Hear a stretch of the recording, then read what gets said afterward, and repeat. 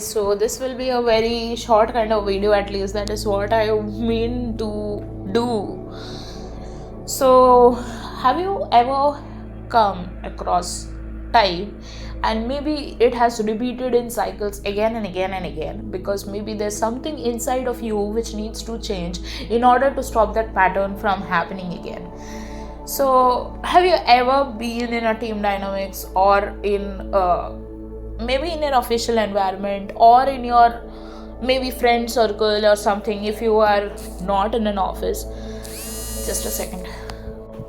Okay, so what I wanted to say is, there is a saying which is very true and which is very very, like, I feel like you can implement it in your life whenever you feel like you're in a cycle of something which is triggering you and something which creates a lot of self-doubt in you. I think you can do this a lot. And so the affirmation would be, I can do everything in the name of God. So personally, I first uh, read about this in Bible, wherein there was a verse which said that I can do everything in the name of Christ.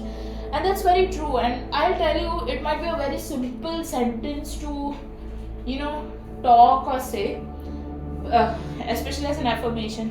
It is not so, like, it is not surrounded by different kinds of 100 affirmations to make you feel in the end state or something, but this is immensely powerful because your self concept is the foundation towards everything. There's nothing in this world which is impossible for you to do. You have so much immense potential. I mean, can you understand, like, when you feel discouraged, or when you feel like you are in a crossroad, or when you feel like so many things has happened and the same patterns keep on repeating itself again and again. So, like, how do you stabilize yourself now? Like, there are many, I would say that there are many mental practitioners and stuff like that. They will give you very complicated labels that you are this, you are that. Some people say that, like, so I would talk about my boyfriend here. So I think his past relationship with his past was something which, like, he really really loved this girl. And I don't know, a lot of things happened, and, like, this girl just left him in the, I would say that she didn't take him seriously. Like, she was not serious about him, because somebody who is serious about you would marry you. And this girl was not serious about him. She just gave some parents excuse and she went away. And no matter how many times my SP tries to justify her, I would again and again say that she was not serious about him. Because if anyone is serious about you, that person would marry you. That's the simplest thing. Even a baby can say that. So that's something which I want to say. And so he started fearing relationships, he started fearing close to someone, and most importantly, he started fearing attachments to someone, because his logical mind would say something like, or the other, that for XYZ reasons something would not go our way. So for me and my SP, it was mostly about, he said that, your mom might have a problem with me, and we might not marry each other. And that was the main reason he actually initiated the not being together thing. There were many other things as well at that point of time, but and most of them, the root cause was immaturity between both of us. So it's like we didn't know how to handle each other at that point of time.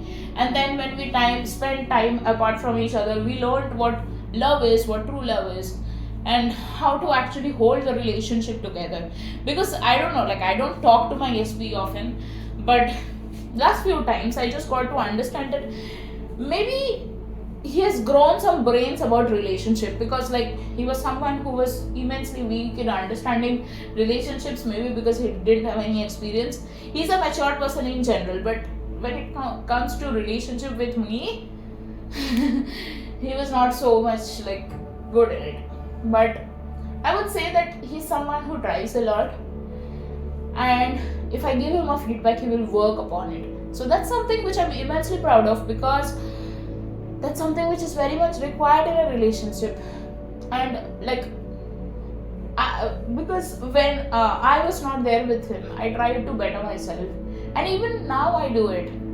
If I feel like I can improve this aspect of my relationship, I will do it, because I am doing this for him. I am doing this for us. Most importantly, I am doing this for us, and that's very important. That us factor is very much important. You are no more like, I can do anything I want. Anything which you do will affect both of you. So that's something which is very important to understand. So from then, like, I don't know, like, he started putting in his page, like, especially I remember once I told him this thing, that I think I told him in person, or where I am not sure, but I told him that, like, okay, sorry, I didn't tell him. I sent him a song. I sent him a song in his like messenger, or not messenger actually. So that's a communication medium. I sent him somewhere this song, which is like about we are not together, but you are still there with me. But that tone of the song was like, if you know it in Hindi, it's a Tum Se Hi song. So where the protagonist is saying that I'm not there with you, but I'm still thinking about you. I'm not there. I'm not together with you, but still I think about you all the time. I think that's where he came to realize this thing, that he started putting a tag called as anodemia, something I don't really understand what it is. And when I googled it, I came to know it means that it's someone who cannot feel pleasure. And to be honest, like, we never had a problem with our intimacy, so it's not talking about that kind of pleasure, but it was something talking about pleasure in general, like pleasure, like feeling happiness or stuff like that. But he sees these things psychologically as a labeling factor. But what I understand as a perspective is, he had some unresolved emotions. He had a lot of fears being close to someone or something like that, and instead of dealing with it, he tried to run away from it in order to save him from any other possible heartbreak. But what he was actually doing is, he was actually creating other kind of heartbreak, wherein he, not being close to someone, was creating that heartbreak for him. So one is where you can save. So there are two kinds of people we meet in our life. One is someone who causes heartbreak to us, so we go and attach ourselves to these people, and they, some or the other way, they do not deserve what we give them, and they create heartbreak for us. And when I say they do not deserve what we give them, I'm talking basically about some jerks who do not actually deserve our love. And then there are some people who want to keep a connection with you, authentic connection with you. They want to be with you, they want to marry you, and you somewhere put up this walls that, okay, I want to protect myself, I don't want to create another heartbreak for myself, since your brain tells this. Maybe you want to believe on those things like happy endings and stuff like that, but your brain is so strong that if your willingness to break that wall isn't big enough, you'll keep repeating the same cycles for you. So similarly, it goes for anything. Rather than putting labels that I'm not good enough, rather than putting labels that, this thing keeps happening to me, and I know that it would be very difficult in first to actually break free from that cycle. So first suggestion which I would give to you, if you want to improve your self-confidence, is that let yourself feel those feelings which you want to feel. But try to tell yourself that whatever feelings I'm feeling, let me not label it by, this thing keeps on happening, why is this, why am I this way, or maybe doubting yourself, doubting your ability, doubting your confidence. So stop doing that. You can feel your emotions without blaming yourself. You can feel your emotions even while having this feeling that I'm worthy of everything. So yeah. So that's the thing I would say, that instead of blaming yourself, instead of labeling or putting yourself in a black or a white box, try to just love yourself, first thing. Second thing is that whenever you feel like there's self-doubt creeping in and you feel like, I don't know whether I would be able to do this or not, just just tell yourself that I can do everything in Christ.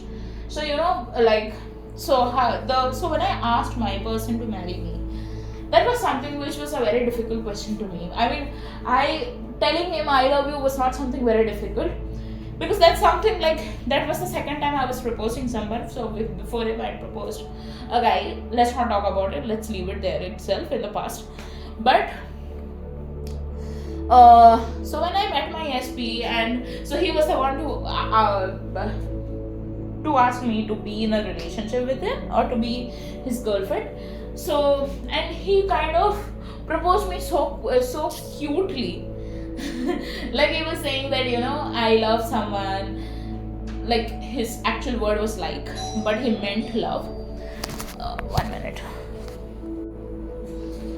Okay, so the basic thing was I was saying something, and it was related to. So whenever you think, your first thing is that you should never be doubting yourself, because when you doubt yourself, your brain goes into that mode that I am doubting myself. Maybe somewhere I'm not equipped to do this. Maybe somewhere I'm not able to do this. I don't have that much ability. All these kinds of thoughts would creep in. So you need to understand that you are the driver of your brain, or you are the driver of your whole system. Your brain might be leading it, but your brain listens to what you want. So your intention power should be greater than anything else, because that's where you can break the walls. So rather than putting yourself that something already always happens to me, and same patterns keep repeating again and again. Why? Because somewhere you have this fear that you are easily replaceable. Somewhere you feel like you're not good enough. So these thoughts are actually creating problems for you. So I think there you need to work upon. So whether it's your manifestation about wanting your SP, or about something related to work, I think it's like I'm not ashamed to agree that sometimes I have my self-limiting doubts too, and it's okay. Like, you can be a human. But what the game changer in all of this is that you agree to this, that you might have your highs and lows in your life, but that doesn't determine where you can go tomorrow. That doesn't determine the biggest relationship you wanted with your person. That can't happen, because that can happen, and that will happen. Maybe all these times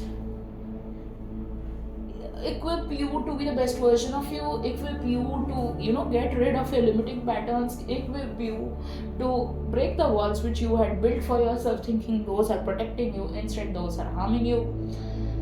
So yeah, that's the thing. And that's where I would feel like, give your best and leave the rest to God, and always have this intention that whatever I want, that is already done. That's already possible. That's a parallel reality running somewhere wherein you already have what you want. Otherwise, why would this intention be so strong? And I'm not saying this just for your relationship. I'm saying this in your career journey, in your journey for success and stuff like that. So yeah. And what else? Don't label yourself. Don't put it in a box of, I am bipolar, I'm schizophrenic, I am this and that, because those are something which psychologists or mental health practitioners do, because they want to put you in some bucket by the recent symptoms you show to them, so that they are able to treat you. But that's not something which is set in stone. If I am diarrheic, like if I am having diarrhea today, that doesn't mean that I will have diarrhea for the rest of my life. That's not something. It might be something which has happened to me because like I ate something unhealthy, or maybe I didn't check the quality of the food which I was eating, or maybe I was careless enough to open my food and keep it and some bacteria got inside. But that doesn't mean that your physical health condition would be this way. So that's what the difference is. It's all about you. It's about you wanting to create a big change in your life and how it can happen. So rather than saying you're anodemic, or rather than saying you're bipolar, or rather than saying you have depression, because depression is nothing but mental sickness. It's your unwillingness to see on the bright side of your life. Today, I had many dark thoughts today, because like it was not a good day at my office, and like something bad happened in a presentation yesterday with someone very senior, and to be honest, it was not the after effect of presentation. It was some, you know, bad patterns which has been happening to me, which was not fully in my control. See, you're in your, so what I also want to focus on is that you cannot control everything in your life. If somebody is judging you, that's something like which is not in your control. And I'm not saying this about SP, I'm saying this in general. If somebody is judging you by your past things or past experiences, that's something, that's their problem. You cannot change people's thinking, but what you can change is, like, somebody can tell me that I have been very, like, in my bachelor years maybe I was not so friendly. Then I realized, like, maybe there are certain habits of me which people feel that I'm not so friendly, and then I change those things in me. Nobody tells me now that I'm not friendly. In fact, I'm very friendly. So these are some things which you can always change. What people think, how much money you're getting today in your office, if there is promotion or not, what your boss is saying, if somebody is seeing for a replacement for you. So these are some things like which are not in your control, and something which is not in your control, you cannot do anything about it even after overthinking 100 times. So what you can do is, you can always better yourself, you can always upgrade yourself, you can always keep yourself happy. And the most important thing, whether somebody, like a big senior person, is keeping you in their hierarchy or not, that's a different thing altogether. For whatever variable reasons, for whatever he feels is for your highest good or for their highest good, or whatever it is, you can always, you should always tell yourself that I can do everything in the name of Jesus. You can do everything in the name of God. Why? Because there is, the God's power is within you. You are the children of God. Ever wondered how Adam and Eve were born? Obviously they were created by God. So we are all like their daughters or sons, right? Then why do we doubt ourselves? Why do we think that just because I had a bad past, I cannot have a good future? So I was saying that I did have a lot of dark thoughts today, that, I don't want to feel this pain. So the pain actually essentially came from the feeling that something happened in my work life, and it has been recurring for quite some time. And then I started having these thoughts about my SP, that, we are not together right now and all that kind of stuff, and I've been doing this since so long and all that kind of stuff.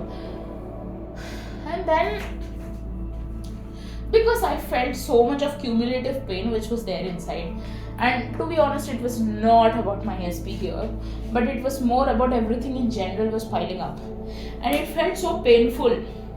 So I did have some dark thoughts about myself, like maybe I want to sleep forever and all that kind of stuff. But then when I came home and I was talking to someone, like a friend of mine since a long time, and then I exercised, I felt like, it's just like some temporary feeling which we are carrying. So even I feel like my SP used to post a lot of things like he has some depression and all that kind of stuff. And I always used to tell him, you know what, you are focusing on the wrong things. Like, I didn't tell him directly because I didn't want to offend him. But somewhere I felt like he should know that, everything is changeable. Like, at that point of time when he used to post about depression, it was basically because he was creating a forced separation between both of us, which used to create a lot of pain inside of him. But since he never expressed it, it kept on building as mental sickness. As in I don't mean as a sick person, but something like which is becoming a problem to someone. So the best thing he could have done, according to me, was to talk to me, solve things out, even if he didn't want that relationship at that point of time, because like he felt like he was not in that capacity to give a relationship to me. We could have just been friends, because like there was a time when I after like he initiated that not together phase, because I don't want to use some bad word in here. So when he initiated that not together phase, at that point of time, like after some time, I did tell him that I got some internship opportunity somewhere in a company, and it was a very good company. And I wanted to tell him because he was always always the person to come and tell him all the good and the bad things. Like even now I do it. So I don't expect anything like whether he messages back or not. I'm like, I know he will read, let him read it. So I always do this. Even when he like once he told my parents that he doesn't read my messages, he has blocked me and stuff, I'm like, I know that you might be showing me this up, but you cannot stay without me. So I still message him, and I always want to tell him this and that, because he's something like he's my soulmate. How can you be away from your soulmate? He's always there inside of you, even if you're not talking to them. In the 3D. The thing is that I did talk to him last time, but it was not some on good terms. Like it was not about being together. It was not about just friends like that. Though he tried to make me feel like a friend the last time we talked in a message, but it was more of like in a very heavy tone. So I cannot count it totally as friendly thing, though it was like a friend only. But yeah, I would say that he has improved himself quite a lot. Like he has become from heartless to being considerate again. At least, thank you for that. But what I expect from him is that husband kind of role. What I expect from him is being a considerate boyfriend, a best friend, like what he was with me originally when we met. So that's something which I expect from him. And yeah, so I was just trying to say that yeah, so at that point of time I did tell him this, that you know, let's be friends. And I don't know like how he felt it. Like I was not asking him to be friends for forever. What I was trying to say, that let's keep the foundation as friendship, and then let's build on it. But I think he thought that I just wanted him to be just friends, and I don't know, maybe he couldn't control himself or something like that, I don't know. But I've always been that kind of person that whether you are in a relationship or not, whether you guys needed a break from each other or not. By the way, I don't believe in breaks, because I don't believe in anything which is like pulling my person far away from me. So I don't believe in breaks or anything. But sometimes if you feel like, you know, you guys want to, it's like basically I can go on a vacation with him and solve our problems rather than taking a break away from each other. What is a break? You cannot take a break from your soulmate.